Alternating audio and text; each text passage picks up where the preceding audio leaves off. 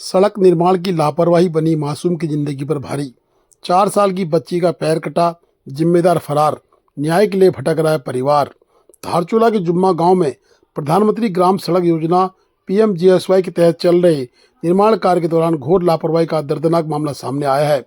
पूर्व से इस मामले पर लगातार हल्ला मचा है, परंतु संज्ञान लेने को कोई तैयार नहीं है। निर्माण स्थल पर जेसीबी मशीन से गिरे पत्थरों की चपेट में आने से मासूम बच्चों पर कहर टूट पड़ा था। इस हादसे में 4 वर्षीय बच्ची पार्वती धामी का पैर पूरी तरह कट गया, जो एक बेहद दुखद और अमानवीय घटना थी। बताया जा रहा है कि हादसे के बाद मौके पर मौजूद जिम्मेदार लोग अपनी जिम्मेदारी छोड़कर फरार हो गए और घायल बच्ची को अस्पताल पहुंचाने तक का प्रयास नहीं किया। स्थानीय ग्रामीणों ने मानवता दिखाते हुए बच्ची को पहले धारचूला अस्पताल और फिर जिला अस्पताल पिथौरागढ़ पहुंचाया, जहां उचित इलाज न मिलने पर उसे बरेली रेफर करना पड़ा। पीड़ित परिवार बेहद गरीब है। बच्ची के पिता मजदूरी कर किसी तरह परिवार का पालन पोषण करते हैं। काफी संघर्ष के बाद इस पर मामले में एफआईआर दर्ज हुई, लेकिन अब तक कोई ठोस कार्रवाई नहीं हुई है। 23 मार्च को भी एक ज्ञापन दिया गया था और आज भी एक ज्ञापन कबीर धामी के नेतृत्व में दिया गया है। ग्रामीणों की मांग है कि पूरे मामले की उच्च स्तरीय जांच हो, दोषियों के खिलाफ सख्त कानूनी कार्रवाई हो, पीड़ित बच्ची को उचित मुआवजा और आजीवन इलाज की व्यवस्था दी जाए। सवाल भी उठते हैं, क्या गरीब की आवाज़ यूं ही दबा दी जाएगी या मिलेगा मासूम को न्याय? जिलाधिकारी को लगातार ज्ञापनों की पुलिंदे थमाए जा रहे हैं। अब देखना है कि क्या जिलाधिकारी इसमें उच्च स्तरीय कमेटी बनाते हैं या फिर मामला पूर्व की भांति ठंडे बस्ते में चला जाता है।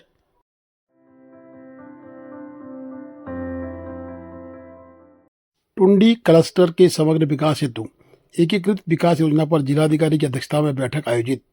12 टुंडी क्लस्टर के समग्र विकास हेतु एकीकृत योजना पर मंथन। टुंडी क्लस्टर के समग्र विकास को गति देने हेतु बैठक आयोजित हुई।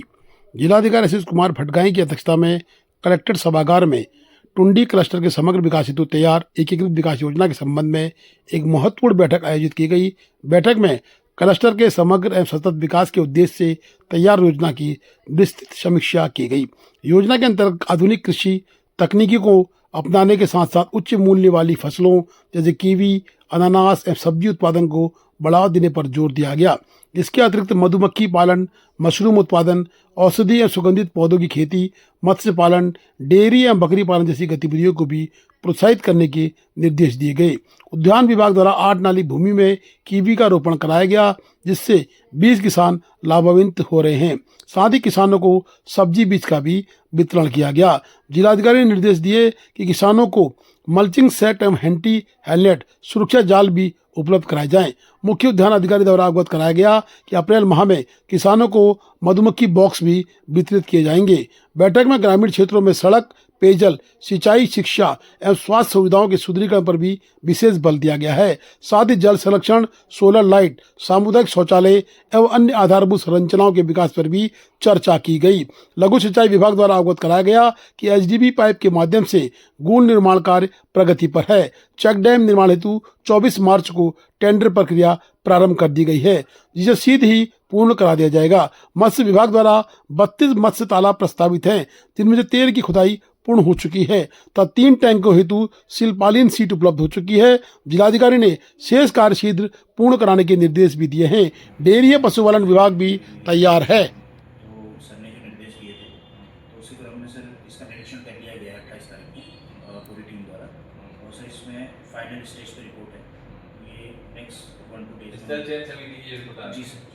वो कुछ सर हमारे एंड से था जो हमारा डेवलप हो रहा है उसके संबंध में एक बैठक यहाँ पर आज आयोजित की गई थी, तो जिसमें जो भी डिपार्टमेंट इसमें कंसर्न है उन सबके साथ डिस्कशन किया गया है। और इसमें हम लोगों ने वृहद स्तर पे प्लानिंग की थी। तो एक तो हम लोग लाइवलीहुड जनरेशन पे वर्क कर रहे हैं, स्किल डेवलपमेंट पे वहाँ पे वर्क कर रहे हैं, साथ ही साथ इंफ्रास्ट्रक्चरल डेवलपमेंट जो होगा उस पर भी कार्य किया जा रहा है। टूरिज़्म के सेक्टर में भी जो भी गतिविधियाँ वहाँ पर संचालित की जा सकती हैं तो उसके संबंध में भी कार्रवाई गतिमान है। और वर्तमान तक जो कीवी का वहाँ पर उत्पादन होना है तो उसके संबंध में काश्तकारों को रेडी किया गया है, उनकी ट्रेनिंग दी गई है और वहाँ पर जो है कीवी का पौध का भी वितरण किया गया है। तो लगभग 30 नाली पे ये काम होगा।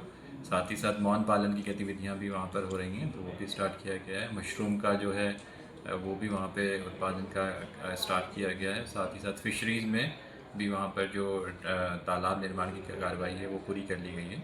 अब उसमें जो है सीडलिंग्स जो हैं वो भी वहाँ पर आ रहे हैं। उसके बाद ये कार्रवाई जो फिशरीज की है वो भी वहाँ पर होगी। लुक एंड फील को इन्हांस करने के लिए भी कार्रवाई की जा रही है। साथ ही साथ एक ओपन एम्पी थिएटर का भी वहाँ पे रखा गया है और कुछ गेट्स बनने हैं और जो रास्ते हैं उनका भी रिनोवेशन होना है।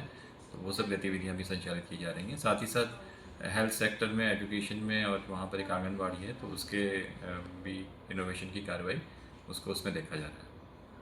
Thank you. Thank you.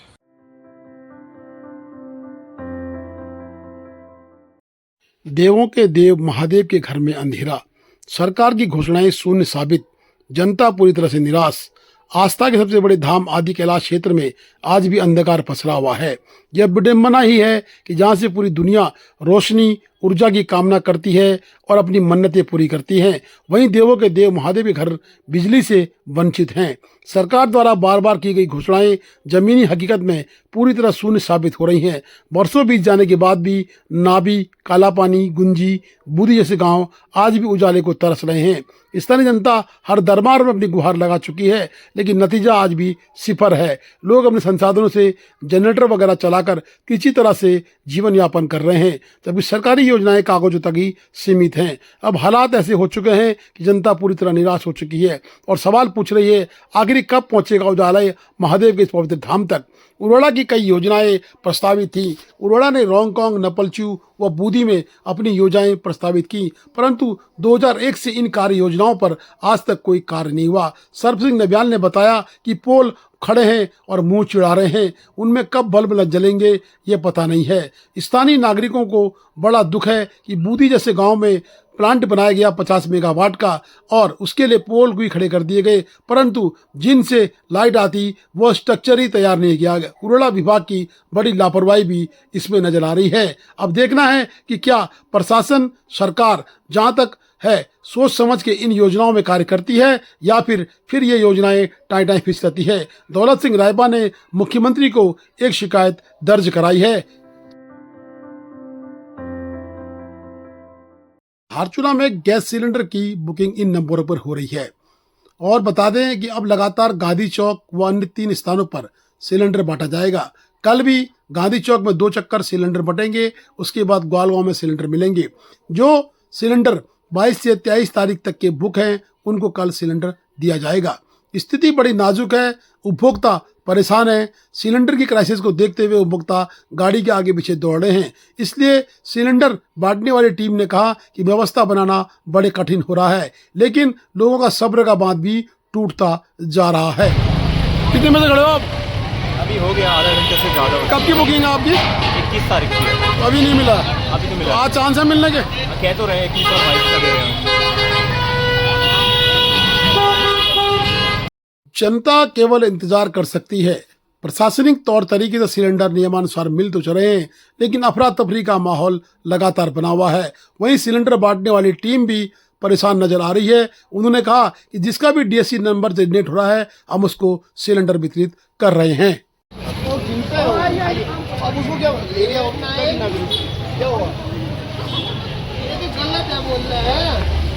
कितने तारीख तक के सिलेंडर अभी बांटे जा रहे हैं? 22 यही आया है। तो 22 अप्रैल के, ये मार्च के 22 मार्च के। और जो डीएससी जनरेट हो रहा है और कुछ 234 आएगी गाड़ी में, बड़े भी सिलेंडर है बाहर। लगातार गाड़ियाँ आ रही है या दिक्कत है? हर दिन जब तक आप डीएससी कोड किसी को दोगे नहीं तब तक आएगा नहीं। जैसे डीएससी कोड जनरेट हो गए, कल डीएससी कोड आए 23 मार्च वाले, उनको कब मिलेगा? उनको आज से तो 22 तारीख 22 तारीख तक का आज डांटेंगे आप, 23 मार्च का कल से देंगे। और जो जैसे अब नेक्स्ट वाले गाड़ी में देंगे वो 23-24 तारीख को, 23-24 मार्च का अब देंगे जिनका डीएससी आ चुका है। और कई लोगों के डीएससी में नीचे जनरेट नहीं हो रहे, ऑफिस में तो नहीं दिख रहे। सबके डीएससी जनरेट हो रहे हैं।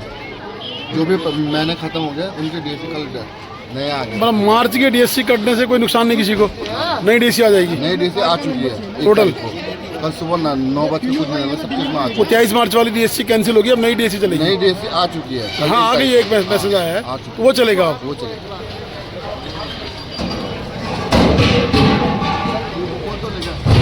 और वन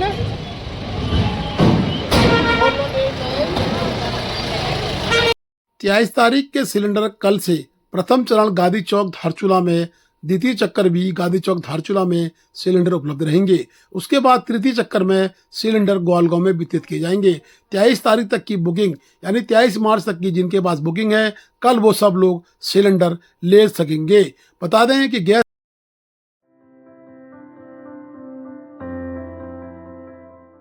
धारचूला के गांधी चौक से खड़ी गली जाने वाले रास्ते पे बता दें कि बेतरतीब सब्जी की दुकानें अनियंत्रित तरीके से लगी हैं। साथ ही जो गेट पर पाइप लगाए गए हैं पोल, वो कहीं ना कहीं रास्तों को बंद करते हुए नजर आ रहे हैं।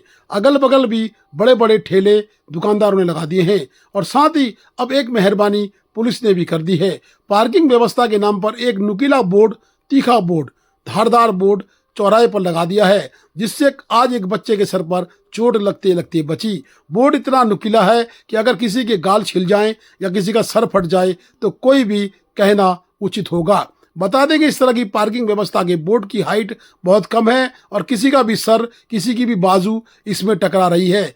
देखना चाहिए स्थानीय प्रशासन को, पुलिस प्रशासन को, नगर पालिका प्रशासन को कि क्या सुंदर दृश्य यहाँ पर नजर आ रहा है। गांधी चौक के आगे किस तरह की बेतरतीब तिरपालों से, गत्तों से और चैनल गेटों के माध्यम से गांधी चौक के इस रास्ते को बर्बाद कर दिया है।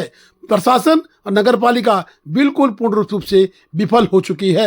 इस खड़ी गली का मुआयना अब शायद जिलाधिकारी पार्किंग व्यवस्था का बोर्ड लगाया गया है। बिल्कुल रास्ते में नुकीला बोर्ड है, कभी भी किसी पर घातक रूप से छोटे बच्चे या किसी के सर में चोट लग सकती है। अभी अभी एक बच्चे को चोट लगी है और यहाँ पर कितना जाल कर रखा है। देखिए किस तरह से सारे पोल वोल और रास्ता बिल्कुल बंद, साथ में ऊपर सब्जियों का अतिक्रमण, पूरी तरह से स्थिति बड़ी बदहाल है। प्रशासन को संज्ञान लेने की नितांत आवश्यकता है, लेकिन प्रशासन इस तरह के बोर्ड लगा दे रहा है, पुलिस प्रशासन, और इस बोर्ड से लोग चोटिल हो रहे हैं। इस तरह की सूचना यहाँ पर मिली है। Please do like, share and subscribe DCL News.